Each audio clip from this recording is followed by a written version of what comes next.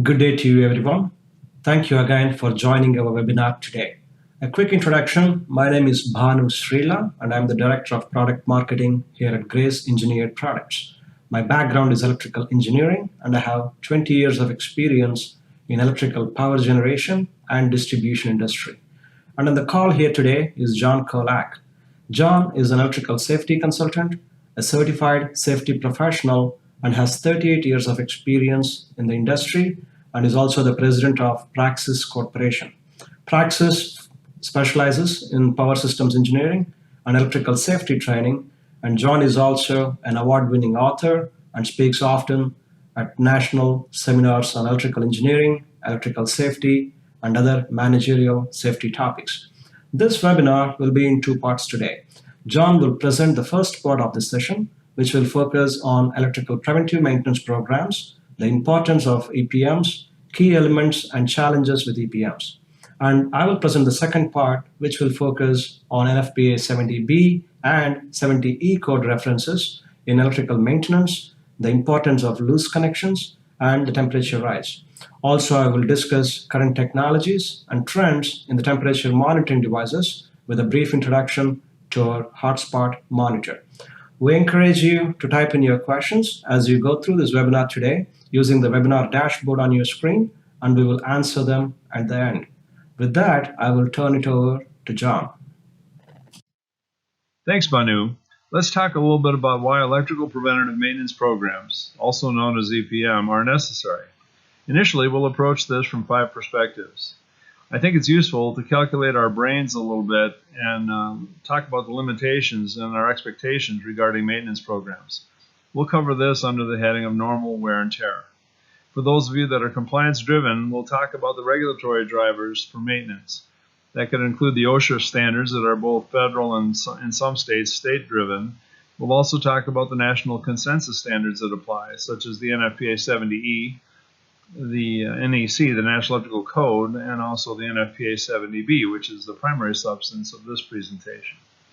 For those that want to take it a step further, we'll talk about the safety drivers, that actually why we would use maintenance from the safety perspective. We'll also talk about the business aspects of this, of maintenance. So we'll provide under cost management drivers. We'll provide a simple calculation that you can use toward that end as well.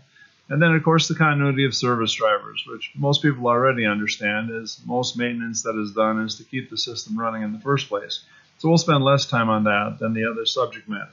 Let's go to the next slide. Under the subject of normal wear and tear, I think it's useful to compare the maintenance system to the human body. For example, we already understand that maintaining the human body is necessary. If a person in their younger years takes good care of themselves, they exercise regularly, try to maintain a healthy weight, get enough rest, those sorts of maintenance activities, well, their later years tend to go better. They tend to have less problems with illness or disease or perhaps just the general quality of their life. Conversely, if a person abuses themselves in some way, especially for a prolonged period of time, well, your body will present you with a bill, and you'll experience, as I said, things like illness or just a lower quality of life. The electrical maintenance program is just the same way. If you operate, the operating limitations of most pieces of equipment are well understood. If you operate the system within those parameters, provide basic maintenance, the system will degrade in a normal way. And this is normal wear and tear. Again, like the human body, our bodies do age, they do break down over time. But we would normally like to have a common life expectancy, and to achieve that level of longevity has something to do with how well you treat yourself in your body, so to speak, or the human system. Similarly, with the electrical system, if we don't maintain the system well, it will fail, and it will fail prematurely. So the real goal of preventative maintenance is to have the system degrade in a known way, or even perhaps even prolong its functionality. And also the quality of its functionality will also improve if it's properly maintained. So the first point to discuss under normal wear and tear is that deterioration of equipment is normal. So again, our goal is to deteriorate in the manner consistent with the expected life expectancy of equipment.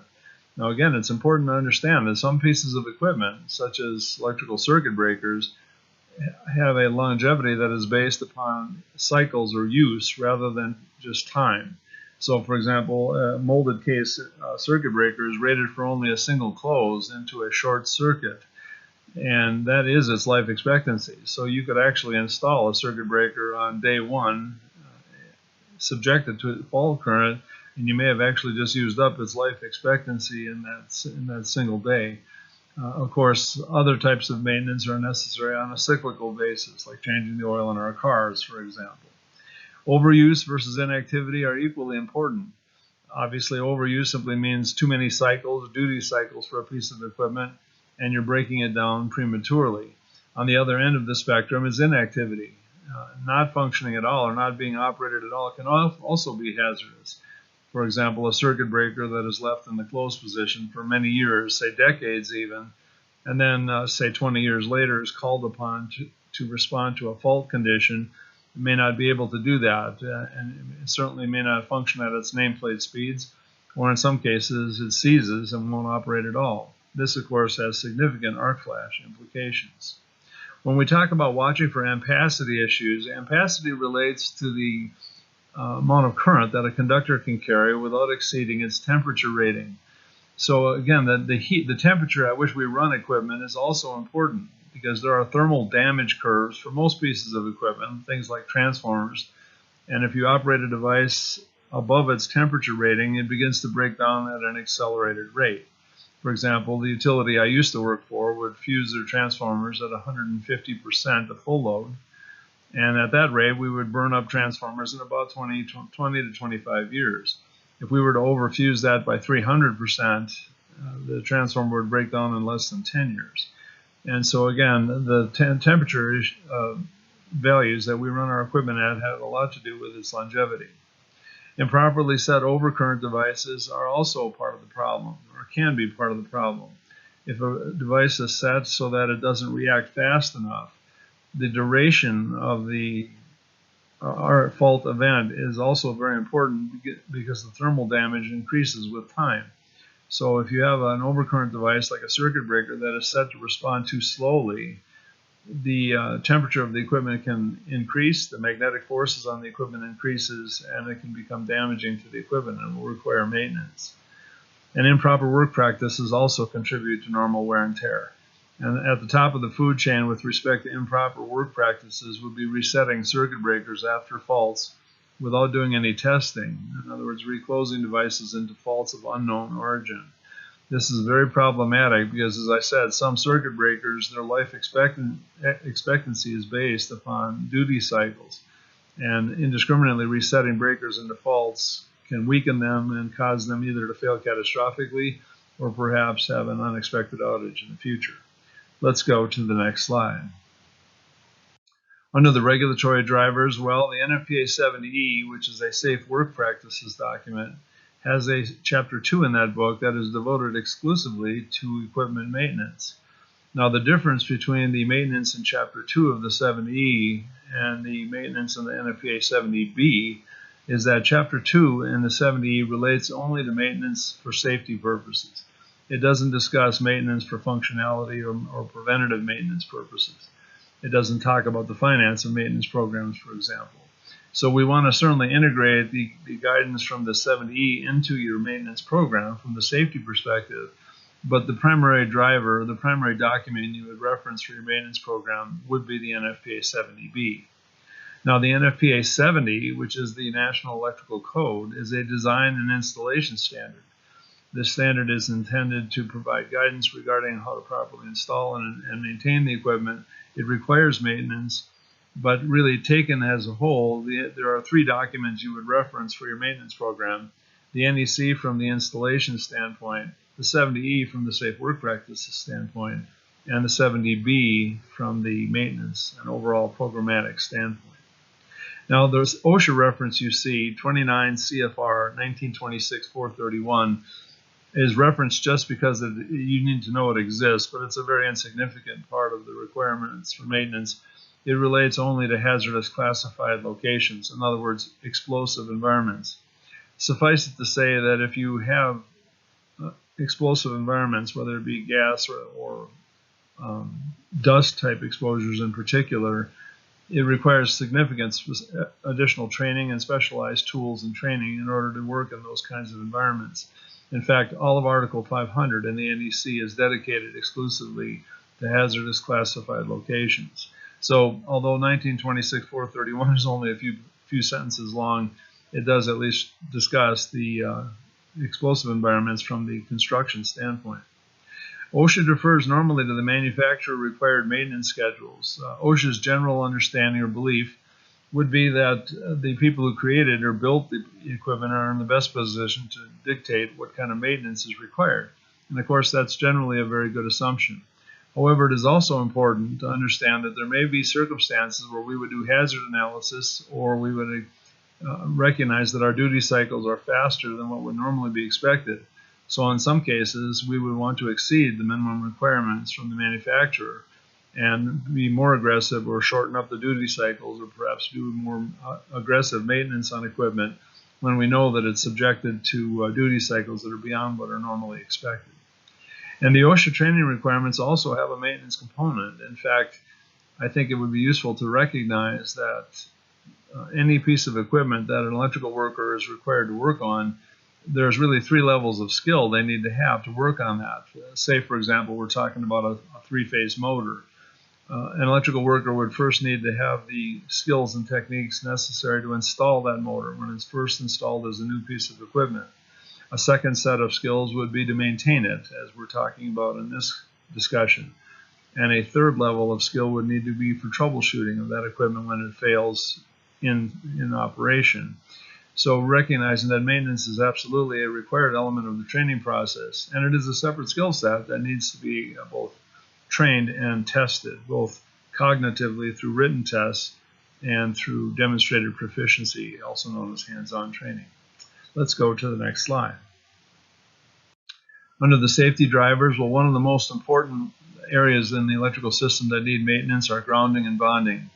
And when we talk about grounding, we are physically talking about connecting the electrical system to planet Earth or conductors that take the place of planet Earth.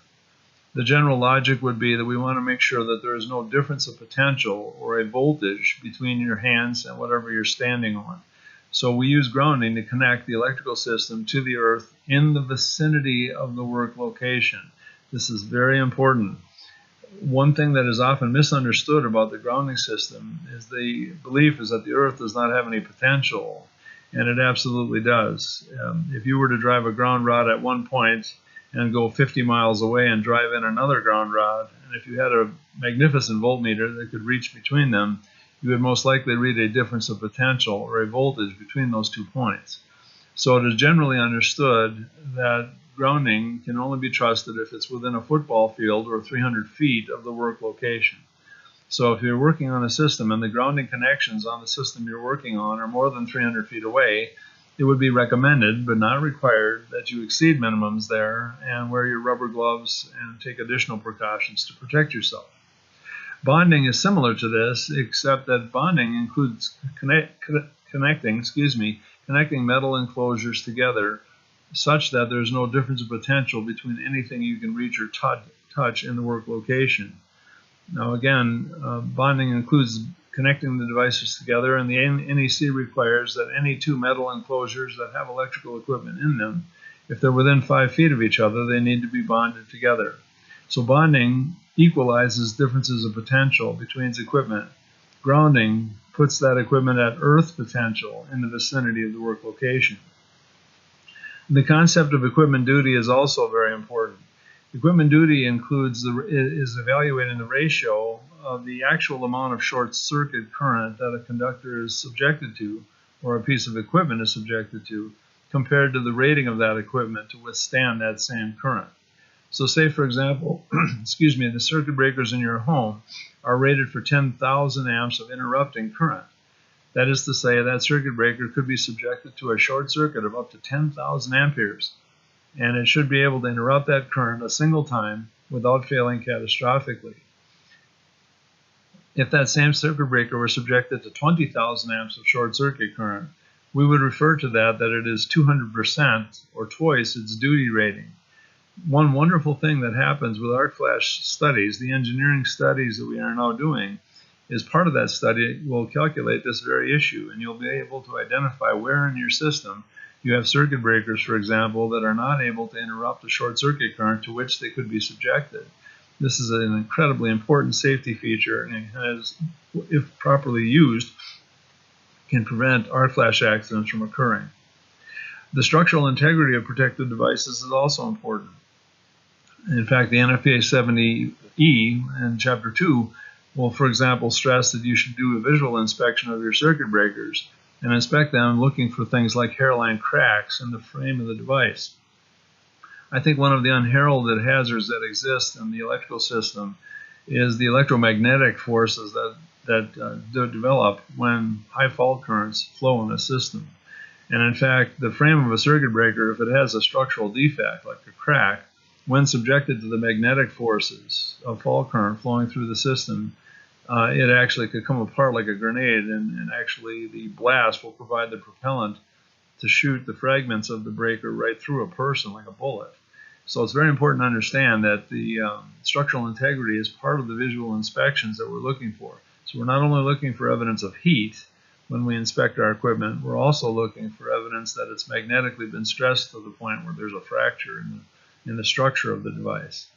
And of course, our personal protective equipment needs maintenance as well. Everything from our rubber gloves, which need to be properly washed and powdered up and dielectrically tested in laboratories, our fall protection systems, our respirators, everything needs some maintenance. So our protective equipment is also part of the maintenance process. Let's go to the next slide. Now on this slide, we'll talk a little bit about the business aspects of safety. And at the top of the food chain, I put liability in there simply because it is a genuine consideration when we talk about maintenance. When a bad accident happens or a fatality were to occur, one of the very first things we do is we take a look at the maintenance of the equipment that failed, that precipitated the accident in the first place. It is a management responsibility and a requirement that they maintain the system in a functional manner, such that the workers are not subjected to unexpected or unreasonable hazards on the job. So, of course, making sure that we have maintenance from just the purely business aspect of it, liability is a genuine concern. Of course, there are opportunity costs associated with the loss of function. In many respects, this doesn't need even to be discussed. I think pretty much everyone does maintenance with the idea of making sure that the system is functional and that it will keep running and make money for the business that runs that equipment. But of course, that is genuine consideration in the cost values. Like you can see, for example, in this graph on the right, it actually illustrates that it is possible to cost and calculate a minimum total cost value with respect to the interval time in inspections and the annual cost of those inspections. So it is important to realize that it is calculatable, so to speak, to be able to find the optimal value in intervals of maintenance, both in terms of what we do and how often we do those intervals. And you can actually, cost out and do the most efficient type of maintenance that's possible in your system. And then the third point really leads us to a calculation that I think is useful when we're trying to portray for management, especially management that doesn't have a technical background, the actual value of the maintenance program. Because really, maintenance, like safety, suffers from the same problem, and that is that when maintenance works perfectly, nothing happens. The system just keeps running. So it may be difficult for management to understand why they would want to invest the money they do in the maintenance process when it seems like they don't see an obvious cost benefit to doing so. Let's go to the next slide and we'll illustrate a simple calculation that might be helpful. Now on this slide, we're actually going to be talking about a couple of concepts. One is called the direct cost of accidents and one is called the loaded cost of accidents. Now the direct cost of accidents or incidents, if we want to just limit it to a maintenance event, is literally what it says. Whatever the actual cash outlay is to actually make right whatever happened, whether that be the direct cost of the medical interventions or replacement costs of the equipment. When we talk about the loaded cost of accidents, we use a multiplier there to actually incorporate the ancillary or additional values, the indirect costs of the accident or incident.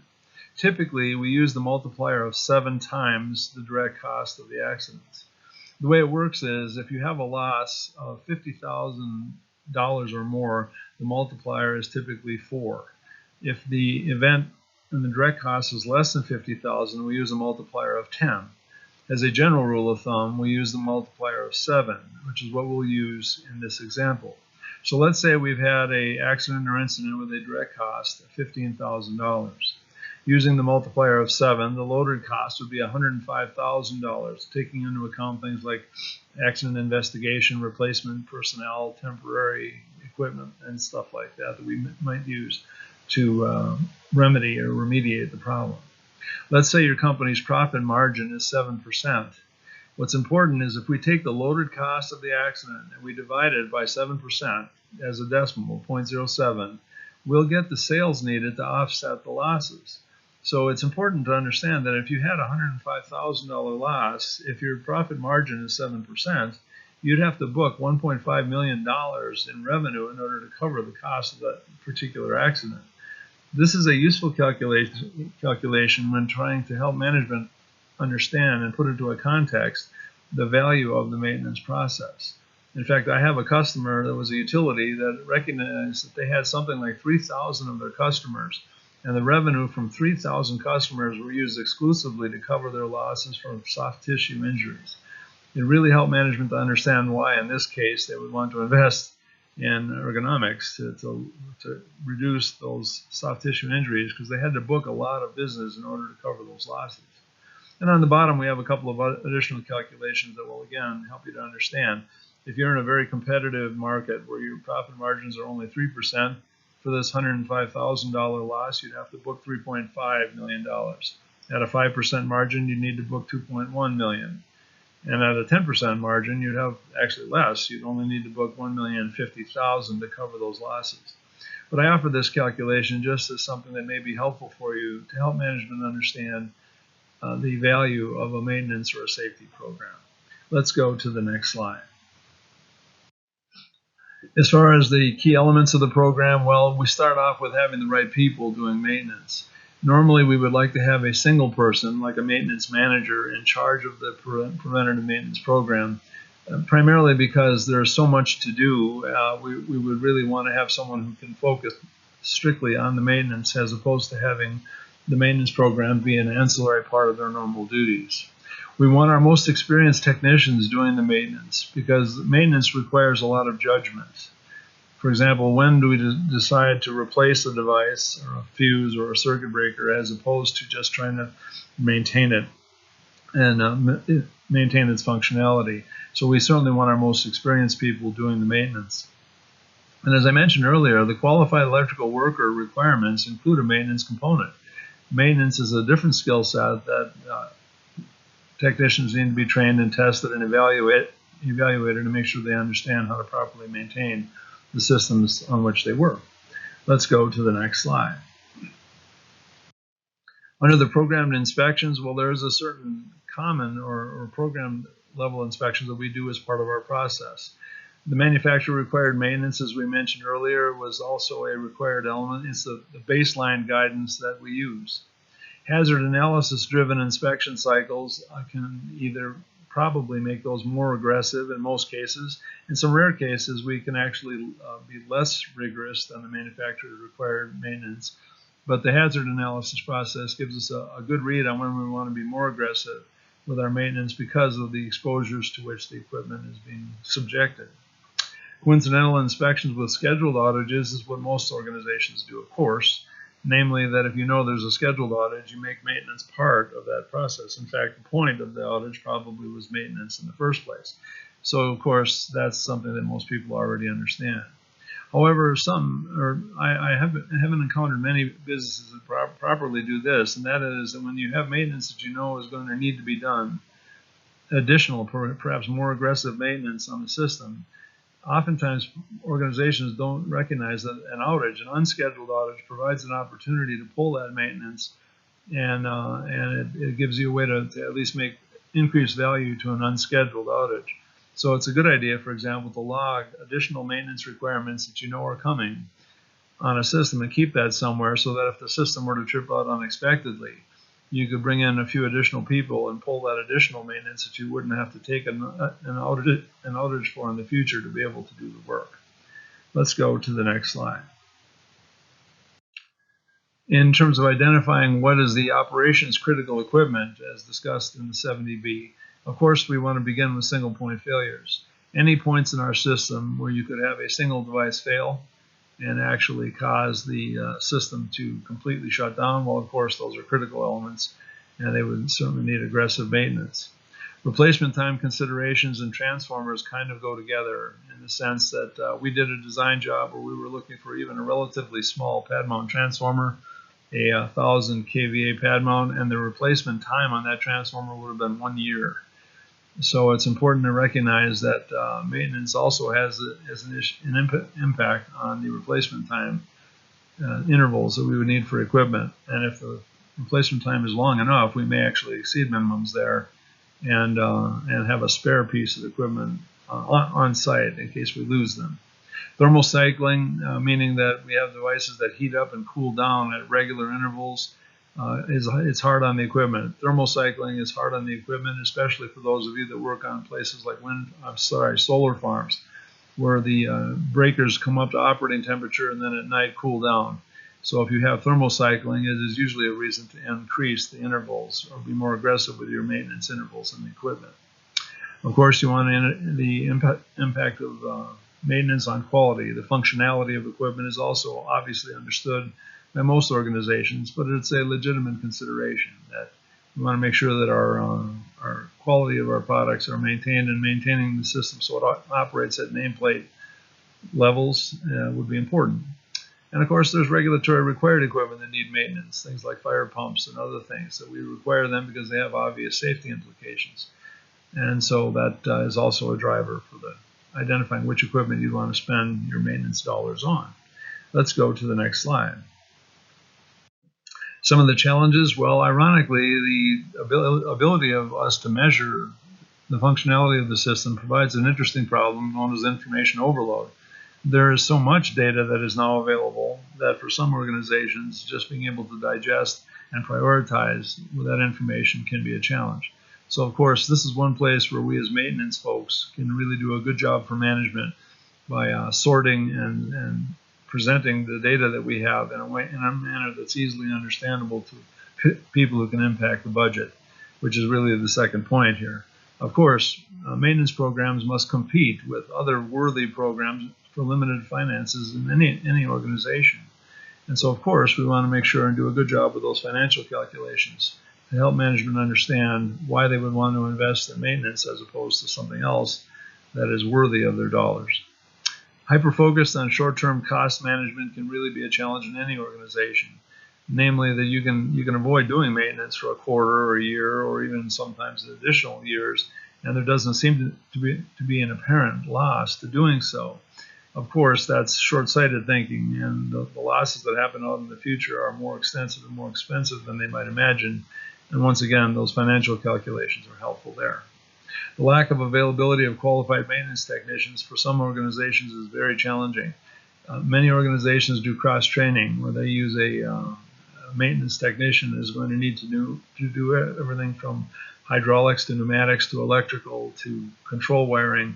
And in many cases, it's difficult to find a technician who can be qualified in all those areas.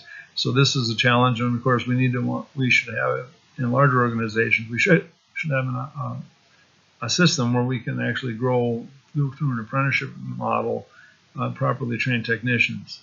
And as we already discussed, the lack of availability of replacement parts can also be a challenge. Let's go to the next slide. All right, in summary, this presentation is only intended to be an introduction into the 70B. We are planning future webinars where we'll delve more deeply into individual subject matter and eventually work our way around the 70B so you become fluent with that document. We will also be perhaps doing other webinars where we might do some of the financial calculations and other things we've discussed in this presentation. Again, remember those system life cycles when we're thinking about the maintenance process. Again, realizing that the purpose of the maintenance program is to try and help our equipment to run its normal life cycle, but also to remember that the maintenance we perform will change with the various phases of the life cycle. Again, the things that we do when the system is first installed in the way of maintenance is different than it will be when it's near its life expectancy. I do recommend learning the financial calculations that we've discussed and some other ones as well, so that you can help management understand how maintenance fits into their strategic goals. So it is actually a profit center in the sense that maintenance is about cost avoidance as much as anything. So it really fits into the cost avoidance strategy of most organizations. So that's important to keep in mind as well.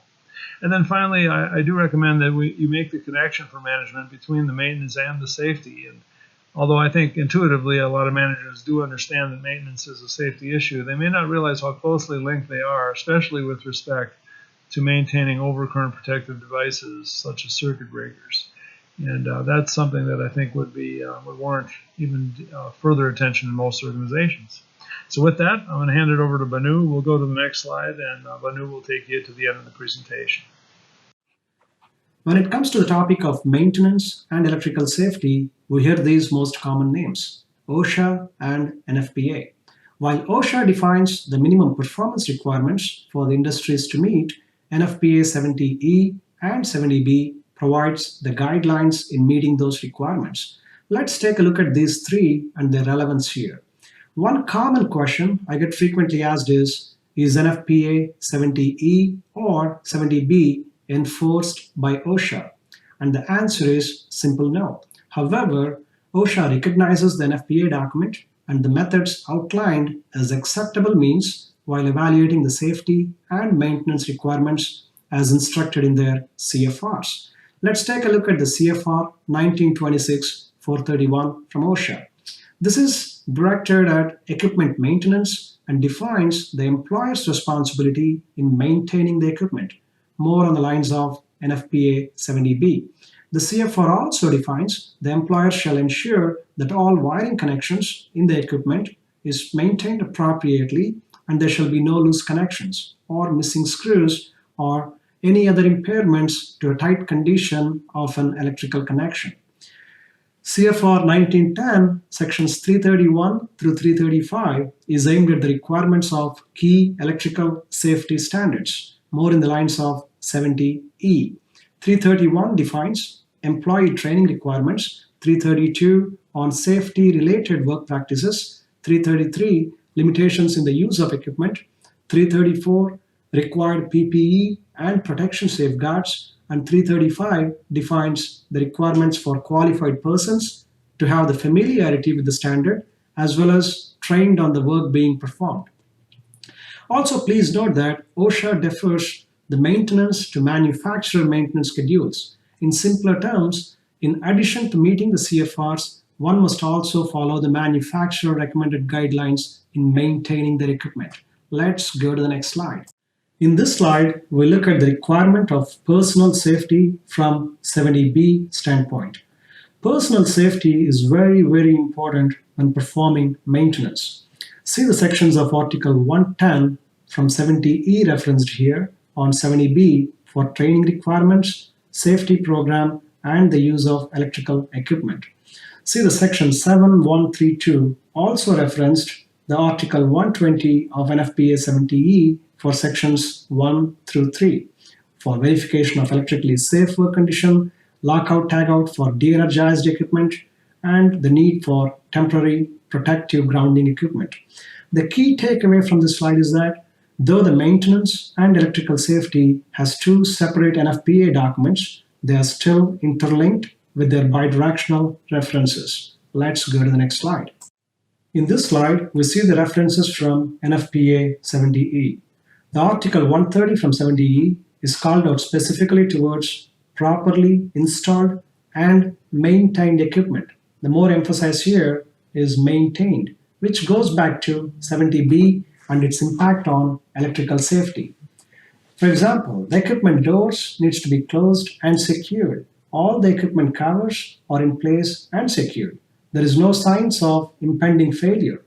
The impending failure, for example, in this case, could be a loose connection or a hot spot. The only way to meet these requirements are through a proper electrical preventive maintenance program, which again refers back to 70B. Let's go to the next slide. This slide shows the risk control hierarchy chart, or commonly referred to as RCH chart. Risk equals to hazard times probability. As illustrated in this chart, the most effective is the elimination of risk, while the least effective is the PPE. When developing electrical maintenance and safety programs, our goal must be always to eliminate the risk, if at all possible, or to isolate the people from the hazards through engineering controls using safety by design principles. PPE must be always your last line of defense. Let's go to the next slide. Let's take a look at the loose connections and temperature rise. There are several reasons for temperature rise and loose connections in an electrical system. Temperature rise in electrical systems occur due to the varying load conditions. For example, overload conditions or unbalanced loads. Change in duty cycles. For example, thermal expansion and contractions of the conductors could also result in temperature rise. Other factors include mechanical wear and stress on the connections, incorrect crimping, cable training, and also high switching currents in large motor applications. While most electrical equipment are designed to operate on manufacturer's specified temperature range, studies do indicate that for every 10 degrees C or 18 degrees Fahrenheit rise, it shortens the electrical component's life by 50%. The key point from the slide is that not only temperature rise results in loose connections that could potentially lead to electrical faults or shutdowns, it also degrades the equipment life by half. Let's go to the next slide. Let's take a look at the downtime costs by industry sector. From the table provided by Meter Group, average revenue loss is about $1 million an hour. So predictive maintenance is not only a lower cost option here, but it could also result in longer intervals between maintenance. Let's go to the next slide. Let's take a look at what NFPA 70Bs say on loose connections and temperature rise. 70B section 17.9 recognizes the loose connections and requires periodic maintenance checks to monitor those connections and evidence of overheating. As we discussed in the previous slides, 70B also recognizes the equipment degradation when operated in excessive temperatures for prolonged periods. And also the 70B calls out for investigation for temperature rise from 1 to 3 degrees C and indicates the deficiency with the equipment for temperature differences between 4 to 15 degrees C and also major deficiency for 16 degrees and above and warrants repair to the equipment immediately. Let's go to the next slide. This slide shows the thermography programs recognized by NFPA 70B in section 1117. Thermography must be performed by qualified and trained personnel. Enclosed equipment is sometimes difficult to access and further requires special measures and analysis. It also calls out the need for special precautions, including removal of panels. Last but not least, it must be performed at 40% minimum of the real-time load conditions. Let's go to the next slide. This slide shows the sensing, indicating, and control systems recognized by 70B in section 12.4. The focus is on maintenance of electrical equipment subject to long time intervals between shutdowns. Examples of these applications include electrical equipment used in mission-critical applications such as data centers, healthcare facilities, and utilities. This section applies to both low and medium voltage systems. It can be used in the equipment that can be readily isolated and inspected during plant or process shutdown. The sensing and control systems can be classified into two categories used with these systems. The primary element, those are in contact with the medium directly, meaning a sensor or a device that monitors the temperature or a parameter. The secondary element for transmitting recording that includes a continuous monitoring example. In this case, it could be a network connection through a communication protocol. Let's go to the next slide. We discussed thermography in the previous slides. Let's take a look at the thermography and its challenges. When it comes to thermography, there are two types of thermography. One is open door and the other is closed door. In the open door thermography, the equipment is fully energized and the doors are opened. This is done mostly on an annual or a semi-annual basis. However, the closed door thermography is done while the door is closed and an IR camera is directed through a window. This is on a more frequent basis, like a monthly or a quarterly basis. So when it comes to thermography, there are a few challenges as we need to know. What are the challenges with the open door thermography? So definitely you have a high risk of exposure to the incident energy. You need to be fully suited up with the PPE. You have a dependency with the external thermography contractors. And also, it is not easy to access all the inaccessible locations due to the geometry of the bus bars and other components inside your electrical cabinet. So let's take a look at some of the challenges with the closed door thermography. So main restrictions are due to the field of view. When you put a window on electrical cabinet, your field of view is restricted. You can only see a limited view through your window. And the second thing is the warranty concerns. So what happens if I drill through the door? Warranty, who gives the warranty? Short circuit ratings of the windows, right? How big the window should be to monitor all the points. What happens to the mechanical integrity of the door if I cut through the holes? So these are the challenges with the closed door thermography. And when it comes to the overall thermography itself, there are other challenges that include transmissivity concerns of the objects being scanned, and it requires a device calibration for every object you're trying to scan. And ambient conditions has a significant impact on the measurements. Furthermore, this only provides the intermittent readings. So how to know if something goes wrong between the inspections? And also it requires the expensive cameras to attain the measurement accuracy if you're looking at very close temperature measurement points. And last but not least, it also requires training and recertification needs to keep the thermography programs. Let's go to the next slide. Let's take a look at the new trends in temperature monitoring of loose connections. With industry's convergence to Internet of Things, many facility owners are looking at the ways to integrate the electrical equipment temperature data for driving smart decisions. The first image illustrated here is a fixed IR camera. It does exactly the same function as the one from previous slides, but these are permanently mounted inside the cabinet using a mounting bracket and also communicates the data remotely. Again, it takes only image scans on a continuous basis. Limitations of these fixed cams include field of view restrictions, installation of bracket inside the cabinet, and also the concerns of product certification and warranty. The second image illustrated is an RFID sensor.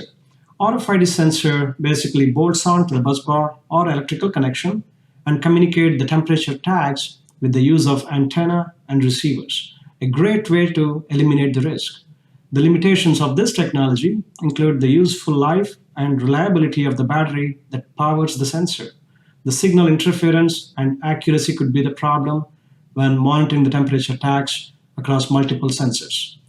Other limitations further include mounting the antenna and receivers inside an electrical cabinet.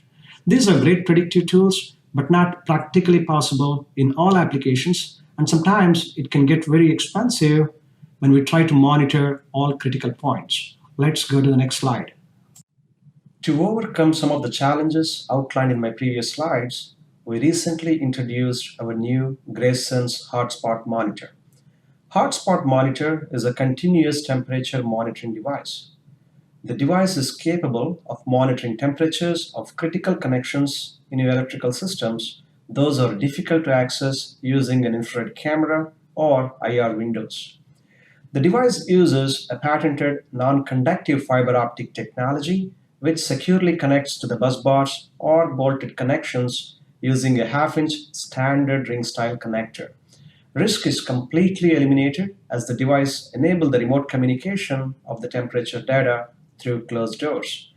Continuous monitoring and alarm capability built within the device will help the facility personnel for better maintenance planning and avoid unplanned shutdowns.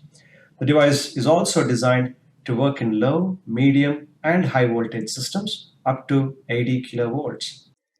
In an effort to prevent expensive shutdowns and unplanned maintenance downtimes, we'd like to introduce our new GraceSense Hotspot Monitor, or HSM, a continuous real-time temperature monitoring device intended for locations that are difficult and hazardous to access. This device not only measures the temperature at any given point in time, but also proactively monitors and enables the user to predict the failure before a potential shutdown, providing constant temperature data available in 9 or 18 independent sources. The fiber probes can be mounted onto electrical bus bars, bus ducts, transformers, or any other source of heat. The Hotspot monitor provides a unique combination of patented fiber technology and advanced algorithms that convert the change in light intensity to temperature. The patented fiber probes securely connect to a ring-style connector that conveniently mounts to the source of heat, while the other end connects to the HSM module. Sources of heat may include inaccessible equipment and blind spots to IR scanning. The most obvious benefits of the HSM over IR thermography come from the continuous real-time monitoring feature. In addition, the successfully proven measurement accuracy of the probes is not subject to calibration errors. The Hotspot monitor comes with 16 megabytes of built-in memory for data storage. By connecting the GraceSense HSM module via Modbus TCP/IP or Ethernet IP and accessing the web utility tool, users can configure the temperature thresholds, time intervals, and relay outputs. GraceSense Hotspot Monitor is a reliable and affordable solution for use in environments with low, medium, or high voltage systems. The HSM is available in 2 versions, either a 9-point module with a built-in LCD display or an 18-point module. The unit comes fully kitted with fiber probes, ring-style connectors, and an installation kit. Optional accessories include a Modbus current sensor, high-temperature probes, ambient measurement attachment, custom connectors, and fiber lengths of various sizes. To learn more about our Hotspot monitor, visit gracesense.com or call 800-280-9517. Find faults before they find you. Well, I hope this webcast was helpful to understand the basics of NFPA 70B standards and references in developing a risk-free maintenance program. If you have any further questions about NFPA 70B or GraceSense Hotspot Monitor, please feel free to email me at the address provided on my info slide. Visit gracesense.com for further information on Hotspot Monitor. Thank you for your time.